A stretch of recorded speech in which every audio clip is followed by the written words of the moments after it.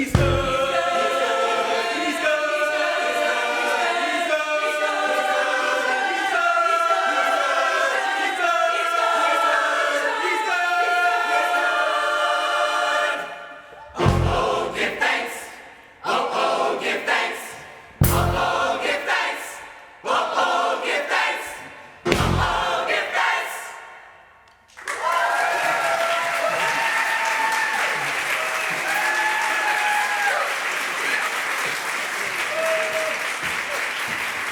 Today's topic is the healing power of gratitude.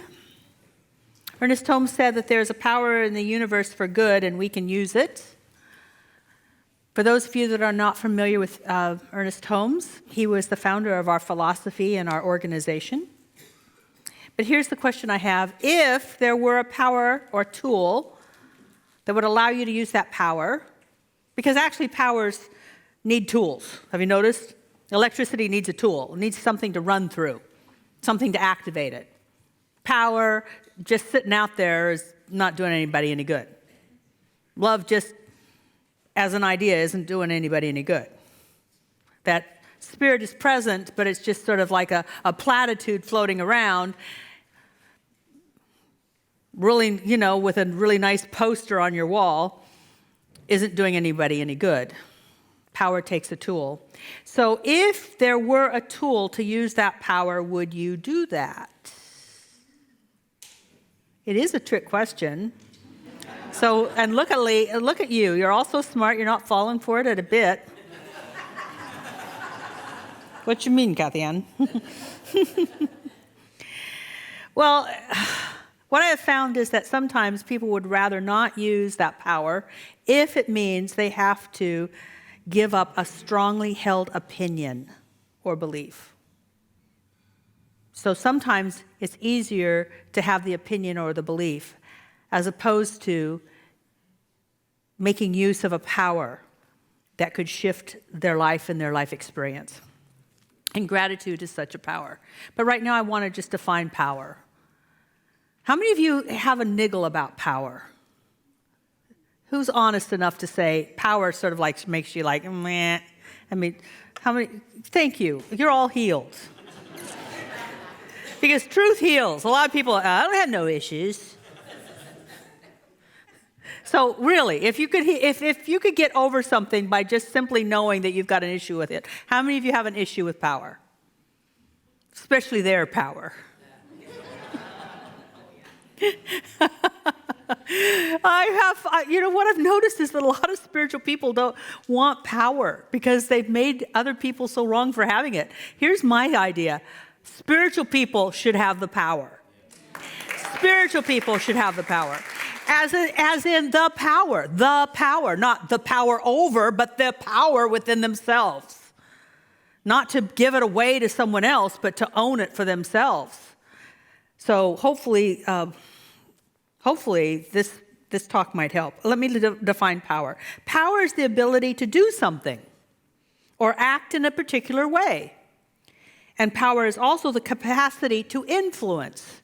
So it's not only about having power over yourself, it's also having influence over others. How many of you would like to be an influence for good in the world? To be a force for good in the world? Maybe this talk is for you. So what could happen if you allowed the power of gratitude to work in your life? If you were influenced by this talk? If I could influence you. Let me give you some what I ran into, and I'm just reading this because it's so succinct. I have seen so many studies on what happens to people when they ignite their own joy, when they ignite love, when they ignite gratitude. There's so many books out on gratitude, and do a gratitude journal and write what you're grateful for every night. I mean, gratitude lists. There's so much evidence out there. Well, there are actually studies about it as well. So here are some of the studies. Did you know that happiness and sheer joy in being alive is within your reach? All you need to do is have an attitude of gratitude. Gratitude creates happiness, which makes us feel full and complete. It's the recognition that we have all that we need, at least in this moment. Recent scientific research has begun to indicate that positive emotions such as gratitude and love strengthen and enhance the immune system, enabling the body to resist disease and recover more quickly from illnesses through the release of endorphins into the bloodstream. Endorphins are the body's natural painkillers, and among other effects, they stimulate dilation of the blood vessels, which leads to a relaxed heart. Oh, come on. How many of you have heard about the new superbug? There's superbugs that are resistant to antibiotics. People are having heart conditions. People are anxious. People are depressed. Could it be that those endorphins, those feel-good hormones, might be the antidote to a lot of that? And if all it took was gratitude, would you sign up? Yeah.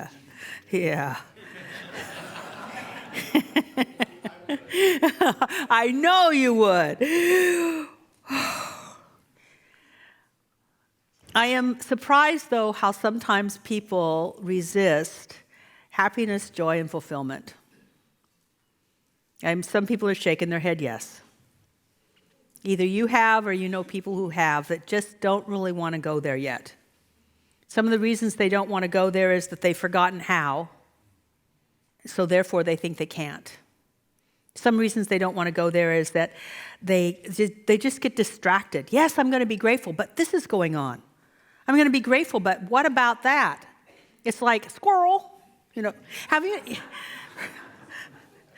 let's be on the gratitude track.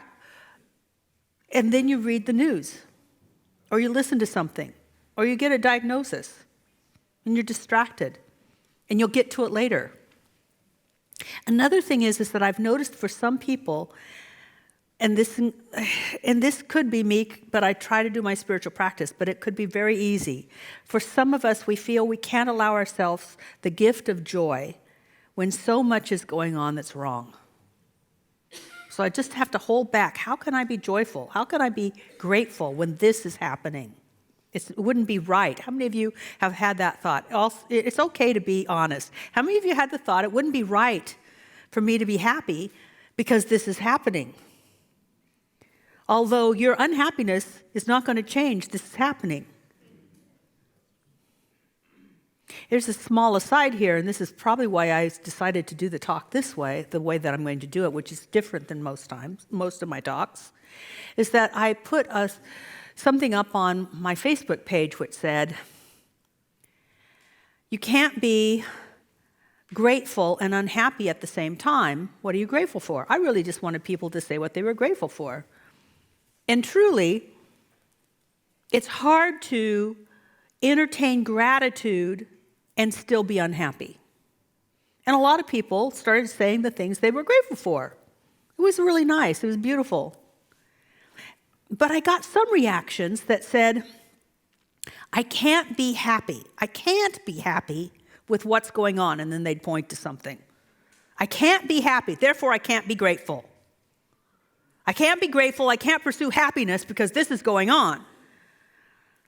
Another person said that they couldn't be happy because they were still in grief over losing someone in their life. And what I want to say to that is, we underestimate the power and the complex beauty of our soul. Our soul doesn't do this and that. It doesn't do either or. Our soul doesn't do black and white. Our soul is a kaleidoscope of possibility and experience. Our soul can be happy and still disagree. I can know gratitude and cultivate happiness and still be sad that we now have one more extinct species in the world. My soul can do that.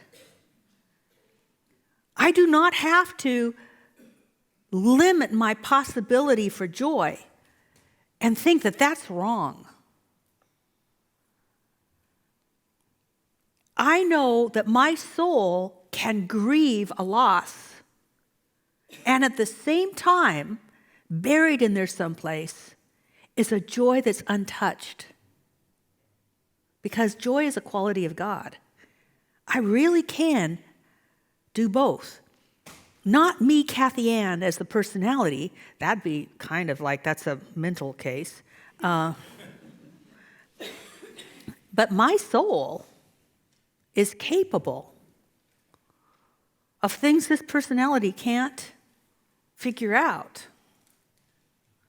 And one of the ways to activate joy that's not touched by conditions, a tool for activating that, just a tool for activating that joy is gratitude. So would you like to cultivate that kind of gratitude? Great. Then this service might be for you. It's not like a lot of services. A lot of services I get up here and I'm just profound.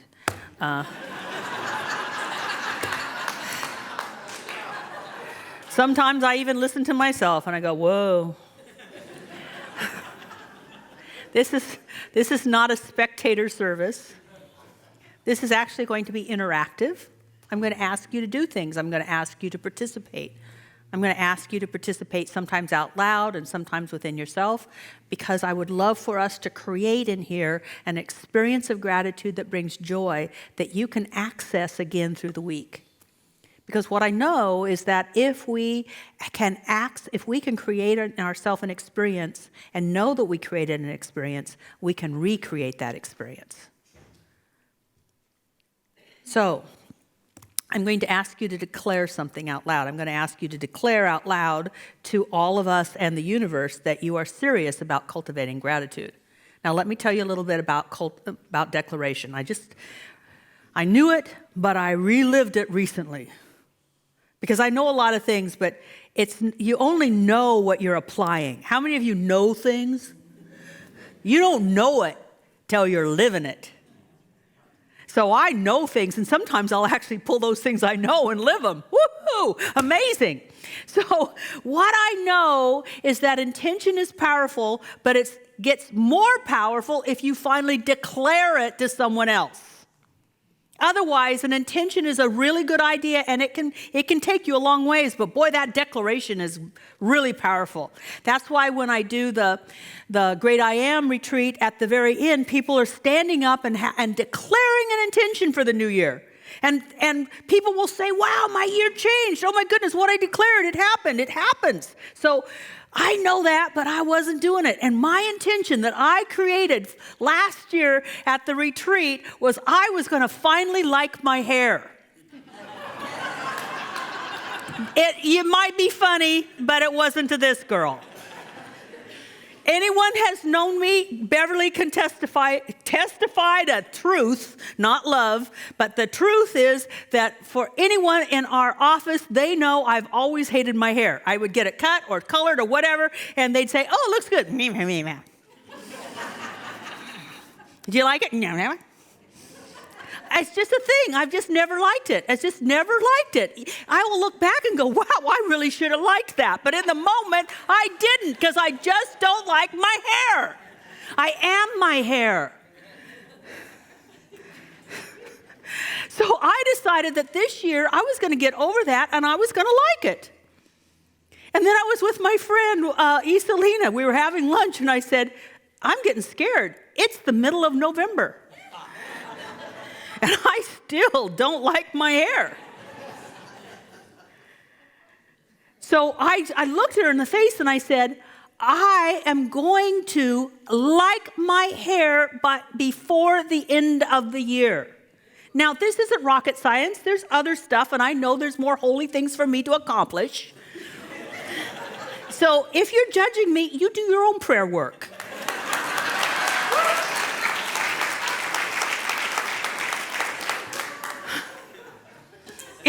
And if you want a healing, come to me, because I can know the truth for you, but I wasn't knowing the truth for me. So I said to her, I looked her in the face and I said, Isalina, I want you to know for me that I am going to love my hair. And she looked at me and she says, oh yeah, she can know the truth for me. I mean, I was so embarrassed that was on my mind, I didn't tell people. I finally told someone. Took 2 Diet Cokes to get there, but I did it.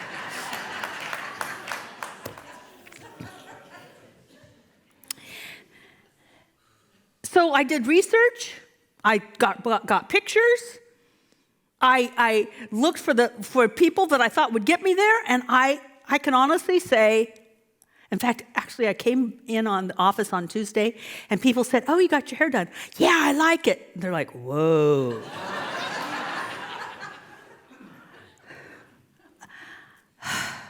I don't know if anything changed, but I did. A declaration is powerful. Are you willing to let go of struggle, worry, and stress and embrace gratitude and joy? Yes. Then repeat after me. I am willing, to let go of struggle, worry and stress, and embrace gratitude and joy. No matter what's going on. Now we can begin.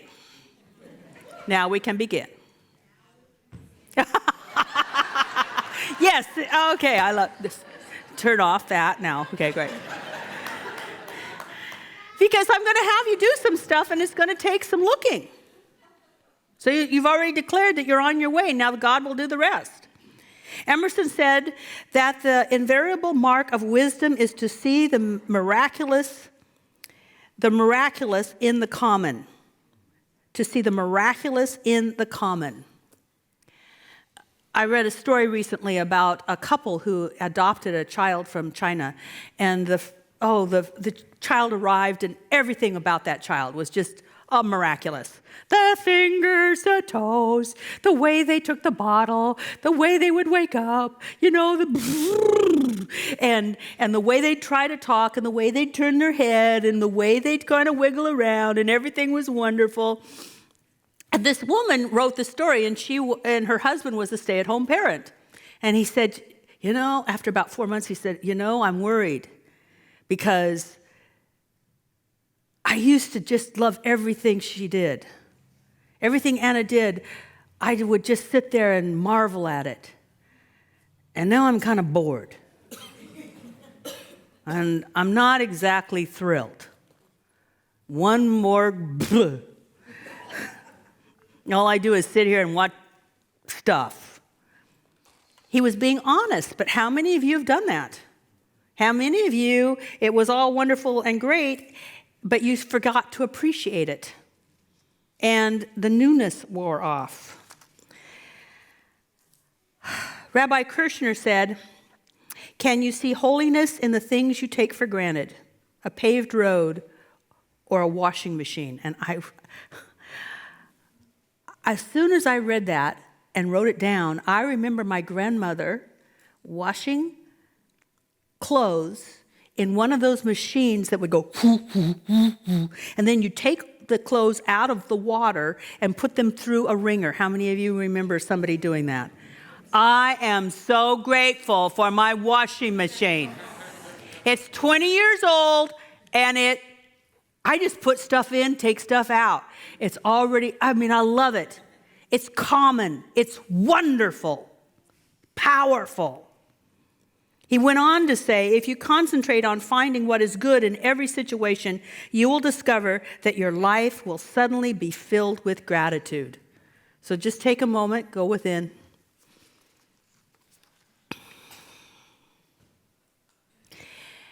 And let the Spirit of God reveal to you that inner knowing, that inner place where you're always seeing, not with just human eyes and with habit, but you're seeing with the eyes of wonder and appreciation. And what are some common things that are so amazing that you may be taking for granted? And can you love them again? The paved road, a thermostat,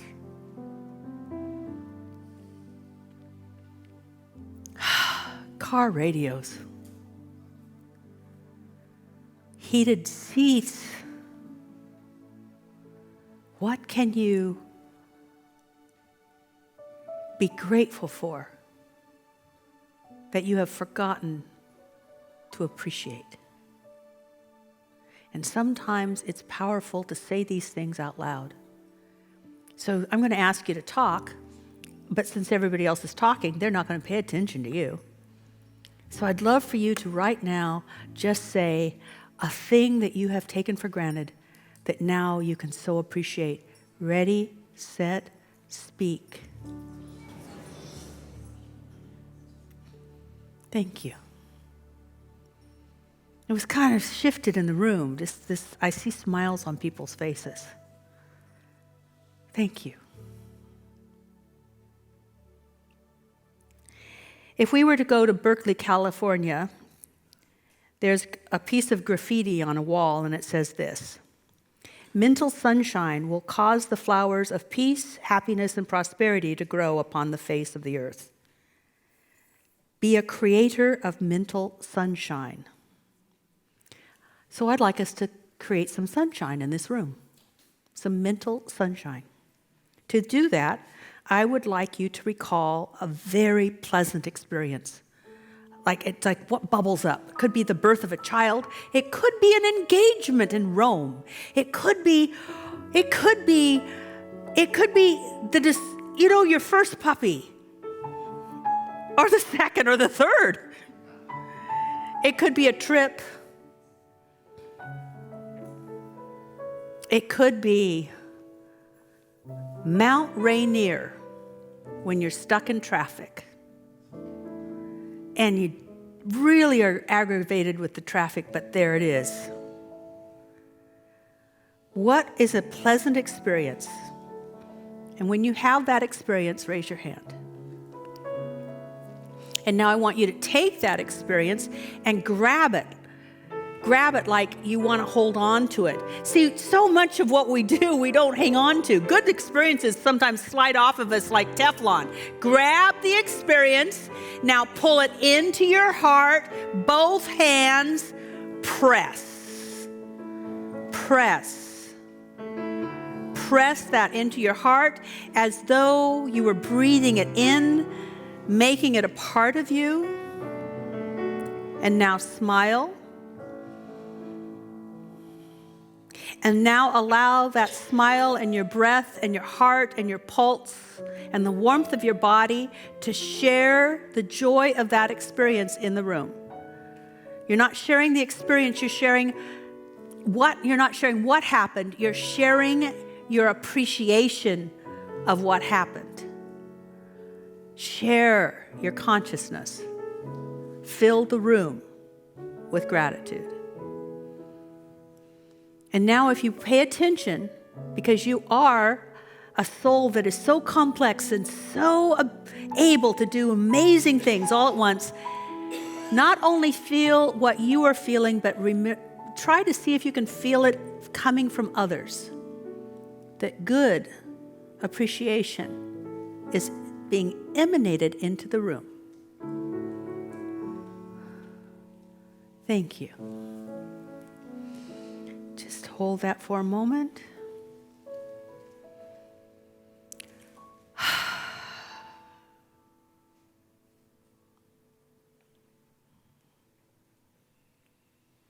The Buddha had spent a day speaking to his followers. And at the end of that long discourse,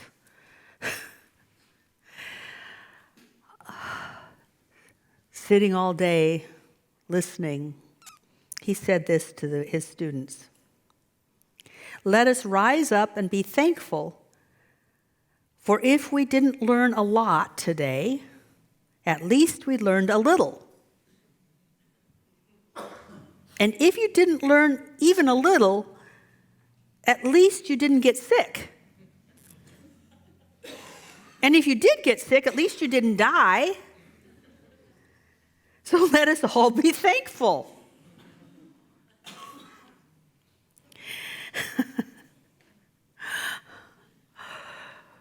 How many of you are still alive? Stand up. The Buddha would want you to rise up stand up and be thankful. Yay. Yay. Sit down. Now, there's a reason for this. Not our soul, but our mind is conditioned to hang on to that which didn't work and to recall those things that hurt us. Our mind is conditioned to do that because that's the way we learn, so we won't do that again, supposedly. That's just how brain is wired. Our soul, on the other hand, is conditioned to embrace that which feeds it, and what feeds it is joy and love and good experiences. So when the Bible says, choose you this day whom you will serve, it's really saying, are you going to serve your brain or serve your soul? Are you going to entertain the things that you heard that hurt you, or are you going to entertain those things that made you feel magnificent? So, choose you this day.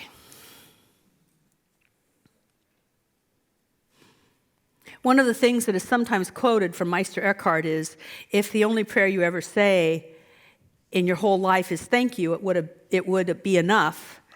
I think that people quote it like you can go live your whole life in an unskilled way and just say thank you and you'll get into heaven somehow.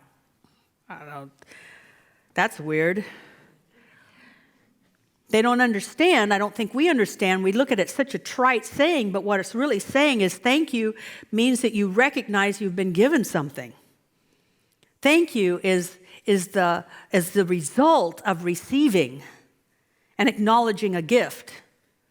The gift comes from the universe, from spirit, from others, and we as a receiver make that gift possible so that we can live in a dance.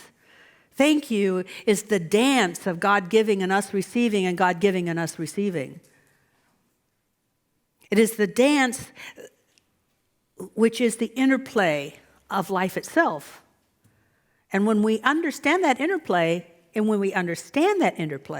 we can say thank you, and it will be enough. But we have to educate ourselves to see what's going on. That sometimes people, even in their unskilled behavior, they're really trying. Thank you. Now to education. Albert Schweitzer said, educate yourself for the feeling of gratitude. And the feeling of gratitude, we take nothing for granted. Train yourself never to put off a word or an action or an expression of your thanksgiving. And gratitude can be generated in two ways. The first is the spontaneous upswelling of a heart towards the wonders of life. Oh my goodness! You know, when I gave you this assignment of think of something that you loved and was a wonderful thing, I remember when Tim and I got our dog Sophie, and Sophie picked me. I went to go find a male chocolate lab, and this little other color I went to go find a chocolate poodle, and this other colored poodle, female, I didn't want a female, came along, and they were all playing and showing off, and she came over and leaned up against me and looked up at me. I guess this is my dog. But it was so wonderful to be picked. I was seldom picked in junior high when they did teams. But I'll tell you, that dog picked me. And I want to remember that. So sometimes there's this upswelling of heart towards a wondrous life. That was wonderful for me. We see Mount Rainier. How many of you can not smile when you see Mount Rainier? You can't not smile. It's just, I'm doing a double negative. You can't not smile when you see Mount Rainier. It's like, whoa! But that's not always going to happen. So the second way to generate a grateful heart or an attitude of gratitude is a conscious decision to practice looking at what's right in life. What's right in life? I'm going to tell you a story about a lama. a Buddhist Lama who was speaking at a relationships seminar. I mean, think about it. Speaking at a seminar on good relationships, and it reminded me of the time that a bunch of New Thought, a large group of us, about 200, New Thought ministers and practitioners went to a conference in India, and the major speaker was the Dalai Lama. And he did his whole thing, and he talked about love, and it was actually there, and it's been quoted other times, so he must have said a lot of times. He actually said that the evolution of our world depends upon women becoming leaders. And he said that 20 years ago. And then he opened it up to questions, and someone talked about how her marriage wasn't working, and if he had any advice, and he went, "I'm a celibate monk. I have no advice." But this particular monk waded into the waters. So at a conference for good relationships between partners, a Buddhist Lama got up and said, "I know the secret to keeping love alive. It's simple." Right? This is worth you coming this morning. All you have to do is act as if you just met the person and are falling in love. When you meet someone you're interested in, everything they do is wonderful. You love them, you love looking at them, hearing what they have to say. Even when they play country western music, which you hate, you think to yourself, well, maybe Tammy Wynette isn't so bad after all. Yeah, every man I've ever married thought that. Anyway, it's like I bring out the country and western music, and it's always like a test. Anyway, as time goes on, however, you take the person for granted and fight over Tammy Wynette. So the solution is to see your loved one new again. The solution is to see your loved one new again. Beginner's mind. Maybe that's what he was saying. It's a Buddhist trait. Beginner's mind. Beginner's mind. What is a wonderful gift that you have grown accustomed to? Who have you grown accustomed to? So accustomed to them that joy has been numbed out of you. Take a deep breath. And if you choose, you can choose to love again by seeing them new again. Would you make that commitment for those? It's almost like, dearly beloved, will you choose to see them new again? And you would say, I do.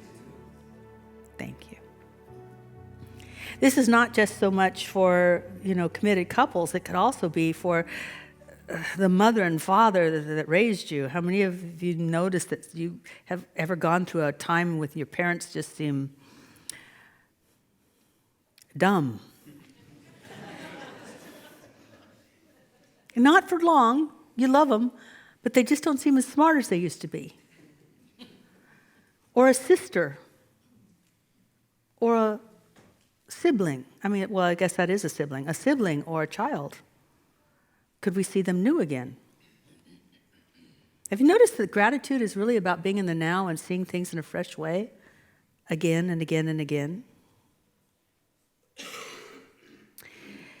My last meditation is about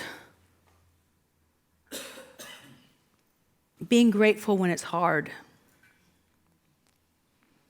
See, we can see our spouse new again. We can make a commitment to marvel at things that we weren't marveling at. But I think it's hard when we are also faced with conditions that are not pleasant for ourselves or our world. In the Bible, it tells the story of the disciples speaking to Jesus. And all of these stories were stories that get a point across. I'm not really sure they happened. But the disciples pointed out a young child that was blind, and said to Jesus, so who sinned? Was it the parents or the child? Because he's blind. And Jesus said, well, nobody sinned. Everything's here for the glory of God. And so let's just heal him. In a way, it's saying, stop looking at why there is suffering and what we can learn from suffering. In Buddhist teachings, there's going to be pain, there is going to be loss, there's going to be disagreement. But suffering is optional. Suffering is when we hang on to it, we ruminate on it, and we can't let it go, and we can't get beyond it. One of the ways to get beyond it is to recognize that there is pain, and I choose to be grateful. How many of you know Ilana Van Zant? I hope I said that right. Thank you, Ilana. I'm sorry. I'm looking at how it's spelled. It's like, yeah, well, I got the Van Zant right. How many of you know Ms. Van Zant? She really is a rags to riches story. She was a single mother on welfare until she was 40 years old, and she discovered this philosophy. And through these teachings, she turned her life around. And yet she says, still, I am as grateful for the times I was homeless as I am for having the house I live in now. Because I learned so much by challenging my homelessness. See, sometimes we have a pain or something condition and we aren't challenged by it. We aren't asking our soul, the God within us, to overcome it.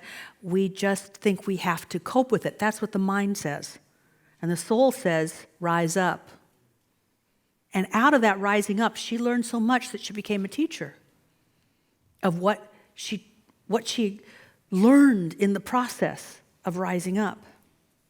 Knowing that God's always in the midst of things, even in hard times, even when life hurts. We don't deny that this is happening. We deny that we have to be the victim of it. This is difficult. This is not easy. And one of the ways that we can move through these challenging times is to find those things that we are grateful for. To remember the Mount Rainier and the puppy choosing me. Recently, and I said this a few weeks ago, but recently I was faced with a physical challenge. And I only told a few people. I wanted just those people who I know would know that this was nothing, that it was nothing. Their job was to know that was nothing. My job was to be grateful for everything I had in my life so that I could be happy and joyful, so that I was adding to the health of my body so that it could overcome what it needed to overcome. I did not deny the condition. I denied that I was the victim of that condition. Does that make sense? We're not into denial like, oh, it's not happening. Yeah, it's happening. But I will be accountable for my reaction and what I will have happen out of that. And that takes incredible attention and choice day by day. I'll close with a story. Because 2 weeks ago, I had some time off and I was having a pity party because, sometimes it's just good to do it. Get it over with. It's not empowering, but so. So God's always there raising you up. I mean, if you put yourself on this path, you cannot stay on a pity party for very long because God creates bumpers. And you just bump into things like, okay, fine, I'm on the path. So my way of coping sometimes is to just watch long periods of Netflix and zone out. And so I'm watching Netflix and I run into a movie that I'd never seen before called Evictus, which is the story of Nelson Mandela and his support of the South African rugby team. And he hated that rugby team when he was what he called on the island, when he was, we would say, put in prison in a concentration camp, but he called it the island. And he hated that team because that was the white boys' team. He hated it. And then he became president, and he's like, well, this is my team. Those are my people. I must love this team. So it's sort of the story of him supporting this team. But about, I don't know, 3/4 of the way into the movie, that team goes to the island and they see where these people had been, in fact, where Nelson Mandela had been, and they were shown his cell. And in that cell is one chair, not cushy, just a wooden chair and a rolled up mat. And the captain of the rugby team goes in there and he reaches out his hands to see how big this place is, and he realizes it's 9 by 9.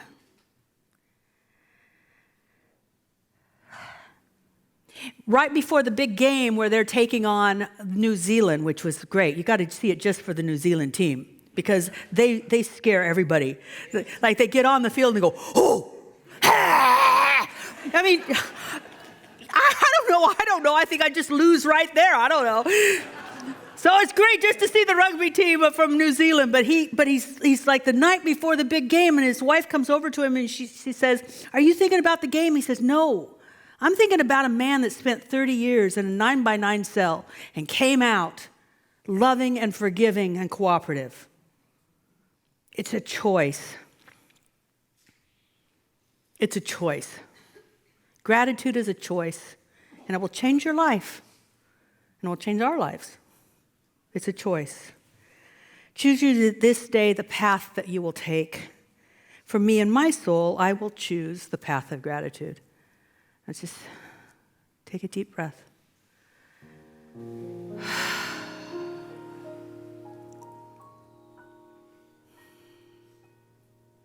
And allow yourself to sink into your chair and be grateful. I'm grateful every time I sit down in one of those chairs and it's not a pew anymore. See, so much we start taking for granted, right? This is a covenant between your personality and your soul, yourself and your God. Will you covenant this day to seek gratitude, to cultivate an attitude of gratitude?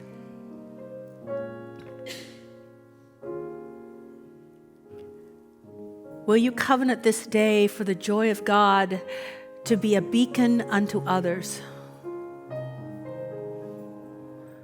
And will you covenant this day that your heart will be so light and unburdened that you can embrace others when they need that embrace? And that your mind will be free to think of solutions and ways to be of service. Choose you this day, which road, which path you will take. And speak it in your heart, silently. And I bless the decision. And so it is.